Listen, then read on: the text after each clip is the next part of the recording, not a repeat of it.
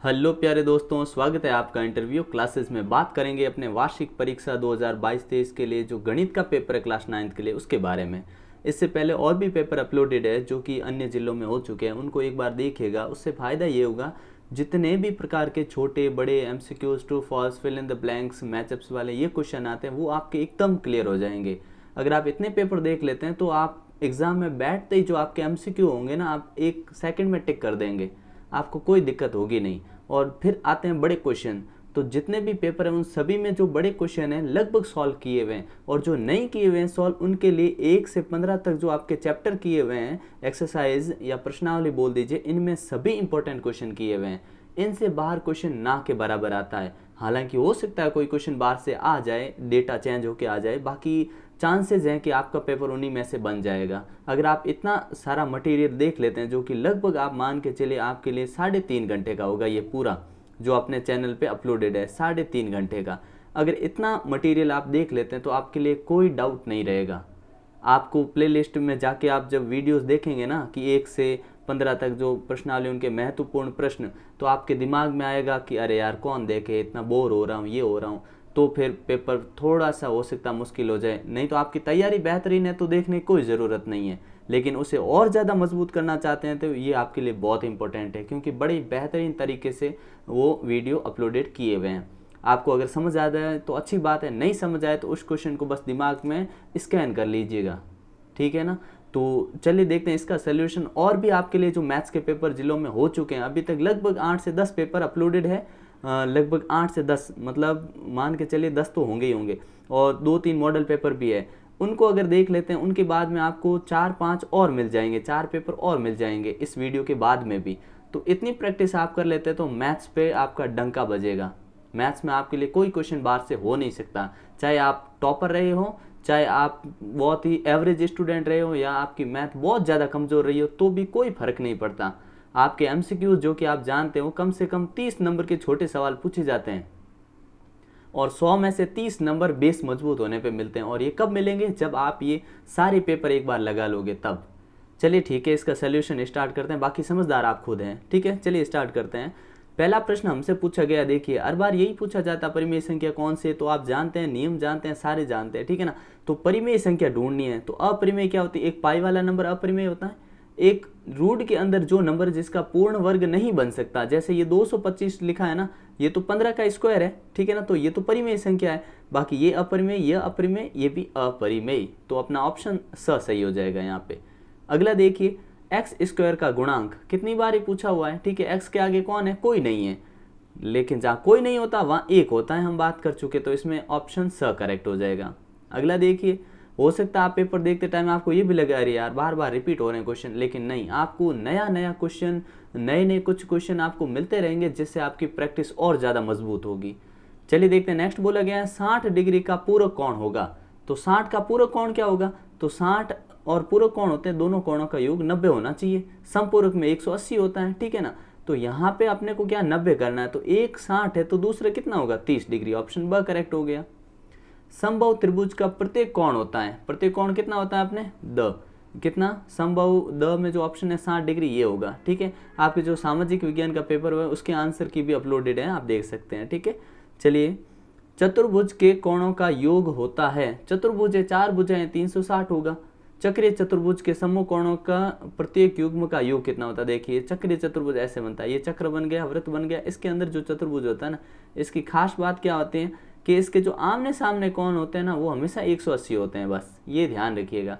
पूछे हुए सवाल हैं कि आप ये बताइए कि ये 70 डिग्री है तो ये कितना होगा? तो हमने कहा दोनों का जोड़ 180 होना चाहिए, तो ये 110 होगा, ठीक है। तो ऐसे सवाल पूछे हुए हैं, ये ध्यान रखिएगा कॉन्सेप्ट। अगला देखते हैं, एक वृत्त के केंद्र से सम दूरस्थ जीवाएं जो कि उनकी लंबाई होती है, कैसी होती है? देखिए, एक केंद्र है, ये लीजिए वृत्त है, वृत्त के एक केंद्र है, केंद्र से समान दूरी पर एक ये और ये दो जीवाएं, ठीक है ना। अब यहाँ से भी 3 सेंटीमीटर है, यहाँ से भी 3 सेंटीमीटर है, तो ये दोनों जीवाएं आपस में समान होगी, बराबर होगी, ठीक है ना। तो ऑप्शन क्या होगा? अ ऑप्शन करेक्ट होगा, समान, ठीक है। अगला देखते हैं प्रश्न, एक वृत्त जिस तल पर स्थित होता है उसे कितने भागों में विभाजित करता है? देखिए, जिस तल में वो उपस्थित होता है 3 भागों में बांटता है। कैसे बांटता है समझिएगा, कि ये एक वृत्त है, ठीक है, इसके अंदर होता है अपने ये जो अंदर का भाग होता है उसे हम कहते हैं अंतःभाग, ठीक है ना, अंतःभाग। जो बाहर होता है उसको कहते हैं बहिर्भाग, ठीक है। और जो ये परिधि होती है इसको हम बोल देंगे वृत्त की परिधि, ये तीसरा भाग। कहने का मतलब अंदर वाला 1, परिधि 2 और बाहर वाला 3, 3 भागों में बांटता है। तो ऑप्शन ब करेक्ट होगा, ठीक है।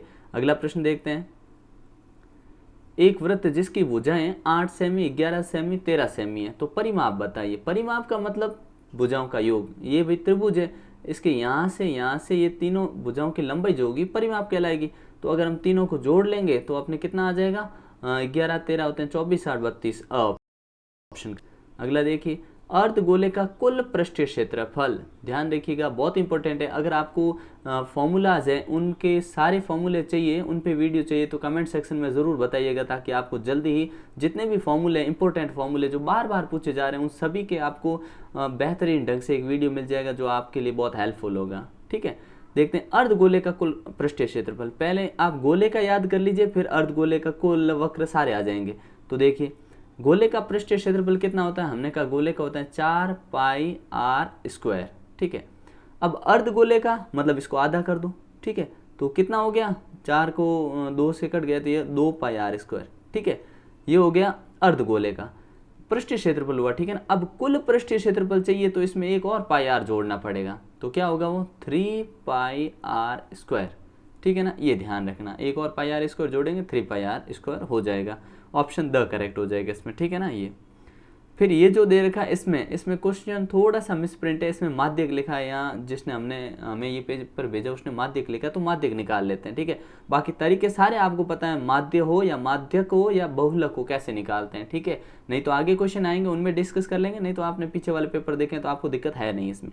तो देखिए माध्यक निकालने का तरीका आरोही क्रम में लगाइए, छोटे से बड़े क्रम में। आपने कहा सबसे छोटा कौन है, सबसे छोटा तो है 7, फिर है 10, फिर कौन है, फिर है अपने 10 के बाद कौन आ रहा है 13, फिर कौन है 15, फिर कौन है अपने 20, ठीक है, लगा दिया। माध्यक ये कहता है कि बीच वाला नंबर उत्तर होगा, 2 इधर करिए 2 इधर करिए, बीच में 13 है, आंसर अपना 13, ठीक है। अगला देखिए, अगर 2 नंबर आते तो कैसे करेंगे वो भी अपने बताया हुआ है। दोनों बीच वाले नंबर को लो और 2 का भाग लगाओ, जो उत्तर होगा वही आंसर होगा, बस। आंकड़े दे रखे अपने को, ये बहुलक बताइए। बहुलक मतलब हाईएस्ट फ्रीक्वेंसी किसकी है, ज़्यादा आवृत्ति किसकी हुई है। तो यहाँ देखिए ज़्यादा बार हमको कौन दिख रहा है, देखिए यहाँ देखें 14 14 14 14 4 बार दिख रहा है, लेकिन 18 भी ज़्यादा दिख रहा है। देखिए चलो ये 28 1 2 और 3 बार, इसका मतलब अपने 14, ऑप्शन स करेक्ट हो जाएगा। फिर अगला प्रश्न देखते हैं। ये प्रश्न प्रैक्टिस से अच्छे होंगे, क्यों, क्योंकि इन प्रश्न में क्या है, वैरायटी होती है, चेंज होते रहते हैं और प्रैक्टिस करने से बेहतरीन हो जाएंगे, इसलिए आपको पेपर सारे देखने ज़रूरी है। वृत्त का केंद्र वृत्त के डैश में स्थित होता है। अगर ये वृत्त है, इसके केंद्र जो है वो कहाँ होगा, अभ्यंतर में अंदर की ओर होगा, ठीक है। तो यहाँ पे ऑप्शन अभ्यंतर हो जाएगा।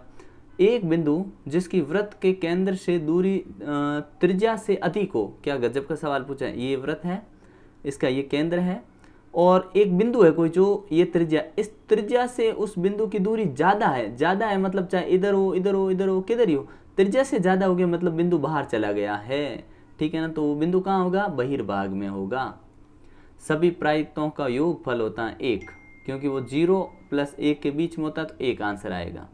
अगला है त्रिभुज की किन्हीं 2 भुजाओं का योग तीसरी भुजा से। देखिए 2 भुजाओं का योग तीसरी भुजा से हमेशा बड़ा होता है या अधिक होता है, ये ध्यान रखिएगा।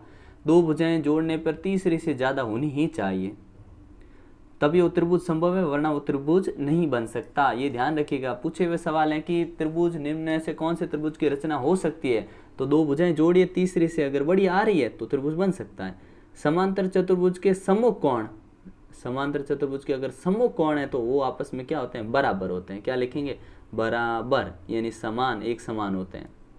ये नंबर अपने को दे रखा है, माध्यक पूछा है, फिर से वही तरीका माध्यक में क्या छोटे से बड़े क्रम में लगाइए। आपने कहा 2 बार 2 है, ठीक है, 1 बार 3 है, ठीक है, फिर 4 है, ठीक है, फिर 5 है, ठीक है, 10 है, ठीक, 12।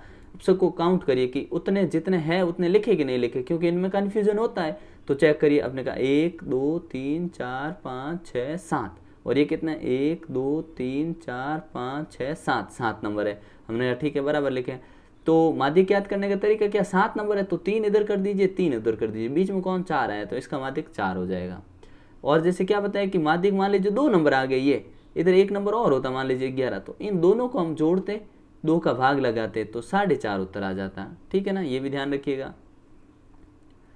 एक पासे को फेंकने में सम संख्या प्राप्त होने की प्रायिकता ज्ञात कीजिए। क्या गजब का क्वेश्चन है कि सम संख्या आनी चाहिए। तो हमने कहा पासा फेंके तो सम संख्या 2 है, 4 है और 6 है। ठीक है, और आने की प्रायिकता और अनुकूल परिणाम कितने हैं, हमने कहा देखो अनुकूल परिणाम हो गए 3, कुल परिणाम है 6। तो हमने जब इसको सॉल्व किया, हल किया, तो 1/2 अपना उत्तर आ गया। तो इसमें क्या आएगा 1/2। फिर पूछा 5 सेमी भुजा वाले घन का पार्श्व पृष्ठीय क्षेत्रफल क्या होगा। ध्यान रखिए, पार्श्व पृष्ठीय क्षेत्रफल हम ज्ञात कर चुके हैं, फॉर्मूला कई बार पढ़ चुके हैं। घन है, घन का पार्श्व यानी 4 दीवारों का 4a² होता है। 4 का 4 लिखिए, भुजा का मान दे रखा है 5, 5 का स्क्वायर 25, 25 चौके 100, तो 100 सेंटीमीटर स्क्वायर। क्षेत्रफल के ऊपर हमेशा स्क्वायर लगेगा और आयतन के ऊपर हमेशा क्यूब लगेगा, यानी घन सेमी लगेगा। अगला है प्रत्येक घटने की प्रायिकता होती है तो 0 और 1 होती है, ये ध्यान रखिएगा। ठीक है, 90 डिग्री के कोण की रचना बच्चों वाला खेल है। सीधी लाइन खींची, यहाँ पे प्रकार को रखा और आधे से कम खोल के ऐसे चाप काटा, प्रकार को हिलाना भी नहीं। फिर इस पॉइंट पे रखा, पेंसिल से यहाँ चाप कटेगा, इस पॉइंट पे रखा यहाँ कटेगा, फिर दोनों से ऊपर इधर कटेगा, एक से इधर कटेगा, दोनों को मिला लेंगे तो ये 90 डिग्री बन जाएगा। सिंपल सा तरीका है। फिर हमसे ये सवाल तो बार बार पूछा जा रहा है भाई, पता नहीं एग्जामिनर को क्या चाहिए, सभी जिलों में वायरल कर दिया है। क्या है कि एक गोले की त्रिज्या 7 सेमी है, बहुत अच्छी बात है। गोले का आयतन बताइए, हमने कहा आयतन हमें पता है तो हम निकाल सकते हैं, सूत्र चाहिए खाली अपने को, सूत्र याद होने चाहिए बस। तो हमने कहा 4/3 πr³, ये होता है सूत्र। ठीक है ना, गोले का आयतन का सूत्र याद रखिएगा, खाली जगह में, मिलान में, ऑप्शन बेस्ड क्वेश्चन में कहीं भी पूछ सकते हैं। तो हमने कहा 4/3 लिख दो भाई, ठीक है, 22/7 लिख दो, ठीक है। त्रिज्या कितनी है, त्रिज्या अपने 7 दे रखी, 3 बार 7 7 7 7 ऐसे लिख दो। ठीक है, लिख दिया। अब काटा कूटी करो, सबको काट कूट के जो आपका उत्तर 3 का भाग लगा देना, गुणा करके आपका आंसर आ जाएगा। ठीक है, अब इससे ज़्यादा सॉल्व करने की जरूरत नहीं, क्योंकि इतना आप आराम से कर सकते हैं, 9th क्लास के बच्चे हैं आप। ठीक है, अगला देखते हैं। मान लीजिए आपको एक व्रत दिया है। ठीक है साहब, हमें एक व्रत दे दिया है। इस व्रत के केंद्र से क्या, इसके केंद्र को ज्ञात करने के लिए दीजिए, क्या दीजिए, रचना करिए। ठीक है, अच्छी बात है, रचना कर लेते हैं। देखिए क्या करिए, जब भी ऐसा व्रत दे दिया, इसका केंद्र हमको नहीं पता है। देखिए हम व्रत बनाएंगे ना, तो केंद्र तो हमको प्रकार यहाँ रख के तभी तो ऐसे बनेगा। लेकिन कभी कभी क्वेश्चन क्या देता है कि ये व्रत आपने बना दिया, किससे बनाया, एक चूड़ी से बना दिया मान लीजिए, अब इसका केंद्र ढूंढिए, यही सवाल यहाँ पूछा। तो हमने कहा एक जीवा खींचेंगे AB, खींच लिए AB जीवा, ठीक है। एक और जीवा खींचेंगे CD, हमने कहा ये CD भी खींच दी, 2 जीवा, कहीं भी खींच दो, कहीं भी खींच दो, बस खींच दो। ठीक है, अब क्या करेंगे, इस जीवा का समद्वि भाजन करेंगे। समद्वि भाजन का मतलब जान लीजिए, बाइसेक्ट करेंगे, मतलब आधा कर देंगे। आधा करने का क्या तरीका, प्रकार को एक बार B पे रख के एक यहाँ चाप काटिए, एक यहाँ काटिए, फिर A पे रख के एक बार यहाँ काटिए, एक बार यहाँ काटिए, फिर ये लाइन ऐसे निकाल दीजिए। ठीक है, आपके एकदम सही कटेगा, अपने तो ये लाइन में ठीक है हाथ से बना रहा हूँ। अब हम क्या करेंगे, इस CD का भी समद्वि भाजन करेंगे। यहाँ से एक चाप यहाँ काटा और एक इधर काटा, और एक इधर से इधर काटा है ना, एक इधर से क्या इधर काटा और एक इधर काटा। अब हम इन दोनों को मिला लेंगे। अब जहाँ ये दोनों लाइनें मिल गई वो अपना केंद्र हो जाएगा। भाई समझ नहीं आया तो एक बार फिर से देख लीजिएगा, क्या कि हमने व्रत खींचा, 2 जीवाएँ बना दी, दोनों जीवाओं को आधा कर दो, मतलब एक बार चाप इधर इधर काट के इस पॉइंट से, फिर इस पॉइंट से, देखिएगा इस पॉइंट से इधर काटा इधर काटा, अब इस लाइन को मिला दीजिए। सेम टू सेम इधर करिए, ये पॉइंट लिया, इससे एक चाप इधर और एक इधर, फिर इस पॉइंट से एक बार इधर एक बार इधर, मिला दीजिए साहब। ये जो लाइनें जहां कटेगी वो अपना केंद्र बिंदु होगा, भले माप लीजिएगा। अब अर्धवृत्त का कोण कितने डिग्री का होता है, देखिए इसमें बहुत से कॉन्सेप्ट चलते हैं। क्या ये अर्धवृत्त है, अगर हमें पूछे ये कि अर्धवृत्त में बनने वाला कोण, तो देखिए यहाँ हमेशा 90 डिग्री बनेगा। अर्धवृत्त के ऊपर यहाँ बनने वाला कोण, ये जो ऊपर कोण बने ना, ये सभी 90 डिग्री के हैं। अगर आपको अर्धवृत्त के केंद्र का कोण पूछे तो बनता 180 डिग्री, तो दोनों यहाँ आप लिख दीजिएगा। वृत्त किसे कहते हैं, अब ये परिभाषा बताने की जरूरत नहीं है, ठीक है ना, कि वृत्त किसे कहते हैं, बहुत ही सिंपल परिभाषा है। हालांकि ऐसे क्वेश्चन बहुत कम पूछे गए हैं, लेकिन फिर भी आपको परिभाषा थोड़ी बहुत याद होनी चाहिए। क्या होता है कि एक निश्चित बिंदु, मान लीजिए निश्चित बिंदु है, उससे समान दूरी पर जो बिंदु पथ होता है, समान दूरी पर चारों ओर जो बिंदु पथ होता है, क्या समान दूरी पर हो गए इसके, ठीक है, उसको हम वृत्त कहते हैं। ठीक है, अगला देखिए ASA, ये नियम क्या है, इसका मतलब हुआ ए मतलब एंगल साइड एंगल, मतलब एंगल साइड एंगल यानी कोण भुजा कोण नियम। ये क्या होता है, जब संगत कोणों का एक युग्म और उनकी एक सम्मिलित भुजा, क्या संगत कोणों का एक युग्म और एक सम्मिलित भुजा बराबर हो तो त्रिभुज क्या होते हैं, सर्वांगसम होते हैं। ये ध्यान रखिएगा, क्या जब दो संगत कोण और एक भुजा आपस में सम्मिलित रूप से बराबर हो तो त्रिभुज सर्वांगसम होता है, और इसी नियम को हम ASA नियम कहते हैं। समलंब चतुर्भुज की खासियत क्या होती है, इसमें यही होते हैं कि चार भुजाएं तो होती है, ठीक है, कोई दिक्कत नहीं, चार भुजाओं की ऐसी आकृति जिसके अंदर की दो सम्मुख भुजाएं जो होती है वो समांतर होती है किंतु समान नहीं होती है। क्या समांतर है लेकिन एक छोटी एक बड़ी होती है, ठीक है, समांतर होती है पर क्या नहीं होती है, समान नहीं होती, उसको हम समलंब चतुर्भुज कहते हैं, ठीक है। उसके बाद ये वाले क्वेश्चन आते हैं जिसमें आपको प्रूव करना है, कोई दिक्कत आए तो आप जरूर बताइएगा। चतुर्भुज किसे कहते हैं, चार भुजाओं से घिरी हुई बंद आकृति को चतुर्भुज कहते हैं, इसमें तो कोई डाउट है ही नहीं। अगला प्रश्न देखते हैं, ये हमने कर रखा है साहब, ठीक है, आपको बिल्कुल मिल जाएगा, ये आपको मिल जाएगा। अगर ये नहीं मिलता, इसका थोड़ा डाउट है, हो सकता है नहीं शामिल किया हो, तो कमेंट सेक्शन में बताइएगा, तो इसका सोल्यूशन मिल जाएगा, नहीं तो आप अपने स्तर पे भी ढूंढ सकते हैं। दिक्कत आए तो ज़रूर बताना। फिर बोला गया है कि ये वाला बहुत ईजी क्वेश्चन बहुत से पेपर में रिपीट हो चुका है कि कार्तिक तल, ये जो होता है कार्तीय तल, इसके अंदर जो क्षितिज, ये देखिए क्षितिज होती हैं, ये ऊर्ध्वाधर होती हैं, तो क्षितिज का नाम होता है एक्स अक्ष और ऊर्ध्वाधर का नाम होता है वाई अक्ष, ठीक है ना। अब इन दो तलों में बने प्रत्येक भाग का नाम लिखिए, तो ये प्रथम चतुर्थांश, द्वितीय चतुर्थांश, तृतीय चतुर्थांश और चतुर्थ चतुर्थांश, ये इनके नाम होते हैं। बड़ा आसान था ये तो। अब तीन हल निकालिए, बहुत ही आसान क्वेश्चन है कि आपको बोला है कि 2x + y = 7 है, तरीका y इधर ही रख दो, 7 उधर ही रहने दो, इस 2 को क्या करो, 2x को उठा के उधर भेज दो तो ये माइनस हो गया। अब हम बुद्धिमानी दिखाएंगे और क्या करेंगे, x को हम लेते रहेंगे, पहले हमने x मान लिया, यहाँ पे है x का मान लूँगा और यहाँ पे y ले लेते हैं। x पहली बार हमने ले लिया, मान लिया 0, चलिए यहाँ 0 रखिए, तो ये 2 भी 0 हो गया और y आ गया 7, चलिए ठीक है। अब x का मान ले लेते हैं 1, तो 1 का 2 से गुणा किया तो -2 और -2 कम कर दिया इससे, तो हो गया अपने, जब हमने x कौन सा प्लस का ही लिया, 1 है ना, 1 लिया तो अपने y कितना है, y आया 5, ठीक है। अब हम क्या करेंगे, हम ले लेते हैं x ले लेते हैं -1, चलो तो -1 ले लिया x, ठीक। अगर हमने -1 लिया तो -1 और -2 का गुण हो गया +2 और ये 7 हो गया तो +9, तो y हो गया अपने 9, ठीक है। अब इसके हल कैसे लिखेंगे, तो याद रखिएगा क्या है, 0, 7, 1 और 5 और -1 और 9, तो देखिए कैसे लिखेंगे, पहला हल 0, 5, ठीक है। दूसरा हल क्या था कि 1 और कितना था आपने, जब 1 रखा था तो अपने 2 हो गया और इसमें माइनस हो गया तो कितना आ गया था, सॉरी इसमें ना पहला ये 1 और 7 आया था, 0 और 7 आया था, ठीक है। ये आया था 1 और 5, ठीक है, और अगला आया था -1 और अपने 9, ठीक है। ये 3 हल हो गए इसके, सिंपल से क्वेश्चन थे ये तो भाई, मतलब अति उत्तम क्वेश्चन दे रखा है क्योंकि बार बार रिपीट हो रहा है, और इसका सोल्यूशन आपको प्लेलिस्ट में, आप वो पहले वीडियो देख चुके थे, आपको वहाँ सोल्यूशन आ चुका है, ये समझ लीजिए, ठीक है ना। ये नहीं करवाया था, इसको मैं बता देता हूँ कैसे करोगे। देखिए 25 को मुझे बताइए, इसको वर्गमूल निकालिए, आपने कहा ये 25 है ना, इसको हम 5x का होल स्क्वायर ऐसा लिख सकते हैं साहब, लिख सकते हैं ना, ठीक है। माइनस है माइनस रहने दीजिए, बीच में देखो 9y², मतलब इसको हम 3y का होल स्क्वायर करेंगे तो यही बनने वाला है ना। हमने कहा हाँ भाई यही बनेगा, क्या 25, इसको सॉल्व करेंगे तो 25x² बनेगा, इसका 9y² बनेगा। अब जब भी ऐसा हो तो जो आपकी तीसरी सर्वसमीका होती है उसके अनुसार जो क्या होती है कि a + b और a - b क्या होता है, a² - b², ठीक है ना। तो इसी का हम यूज़ करते हुए यहाँ पे काम करेंगे। चलिए लगा लेते हैं इसको।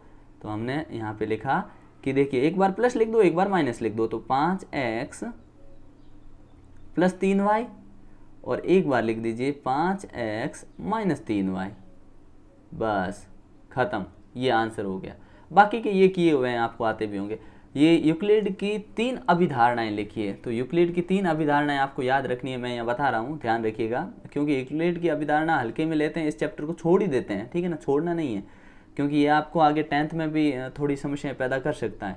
तो क्या होगा, पहला क्या होता है, यूक्लिड ने पहली अभिधारणा ये दी कि एक जो बिंदु होते हैं अन्य बिंदु तक एक सीधी रेखा खींची जा सकती है। ये एक बिंदु है और इस बिंदु से अन्य बिंदु, चाहे यहाँ हो तो भी एक सीधी रेखा खींची जा सकती है, यहाँ हो तो भी एक सीधी रेखा खींची जा सकती है, रेखा यहाँ पे टेढ़ी नहीं होगी, पहली अवधारणा। दूसरी क्या कहती है कि एक शांत रेखा, मान लीजिए ये एक शांत रेखा पड़ी है, इसको दोनों तरफ अनिश्चित रूप से बढ़ाया जा सकता है। शब्दों का ध्यान रखिएगा, शांत रेखा को अनिश्चित रूप से बढ़ाया जा सकता है, ये इनकी दो अभिधारणाएं होगी। तीसरी भी देख लीजिए, अगर किसी एक चीज को किसी वृत्त की त्रिज्या लेकर उसके ऊपर एक वृत्त खींचा जा सकता है, केंद्र मानकर इसके ऊपर वृत्त खींचा जा सकता है, ये तीसरी अभिधारणा है। तीनों अभिधारणाओं को अच्छे से याद रखिएगा। ये क्वेश्चन साहब हमने जैसा है ना वैसा का वैसा कर रखा है, ठीक है। सिद्ध कीजिए कि त्रिभुज के तीनों कोणों का योग 180 होता है, बहुत आसानी से आप प्रूव कर सकते हो, ठीक है। किया हुआ भी है अपने ये प्रश्न, ठीक है, पिछले पेपर में मिल जाएंगे आपको।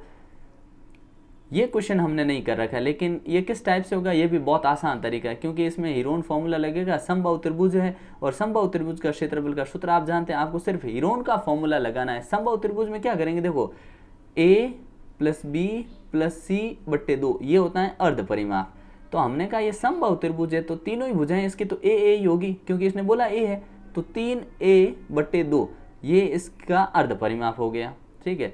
अब आपको हीरोन फार्मूला लगाना है खाली। आपने कहा हीरोन फार्मूला हमको पता है क्या है, s माइनस ए, ठीक है, s माइनस बी और s माइनस सी, ये पता है, ठीक है। अब हम s की जगह तो लिख देंगे जो अभी आया 3a/2, ठीक है, और जहाँ a होगा वहाँ पे a लिख देंगे, जहाँ b होगा वहाँ भी a लिख देंगे, c होगा वहाँ भी a, तो अपना आंसर आ जाएगा। और लास्ट में आंसर क्या आएगा, आंसर आप जानते हैं क्या कि √3a/4 जो इसका क्षेत्रफल का सूत्र होता है वो अपने आंसर आ जाएगा। अगला देखते हैं, a² है ना, √3a² 4, ये अपना सूत्र होता है इसका, ठीक है ना, संभव यही आंसर आएगा इसका। चलिए अगला देखते हैं क्वेश्चन। ये क्वेश्चन हमने हूबहू कर रखा है, ये क्वेश्चन हमने कर रखा है, ये एक नया क्वेश्चन है, लेकिन ऐसे क्वेश्चन कर रखे हैं, लेकिन इसमें सिर्फ एक डेटा चेंज हुआ, मतलब क्या नंबर चेंज हुआ, वहाँ पे 1000 था अपने क्वेश्चन में, ये थोड़ा थोड़ा आंकड़ा चेंज हुआ है। हमने कहा चलो जो भी चेंज हुआ क्वेश्चन तो हम कर ही लेंगे। कैसे, देखिए 500 बार सिक्के उछाले दो, बहुत अच्छा काम किया। दो है ना, 2 चित्त आए 105 बार, मतलब दोनों सिक्के उछाले 105 बार, दोनों में चित्त आ गए, ठीक है, अच्छी बात है।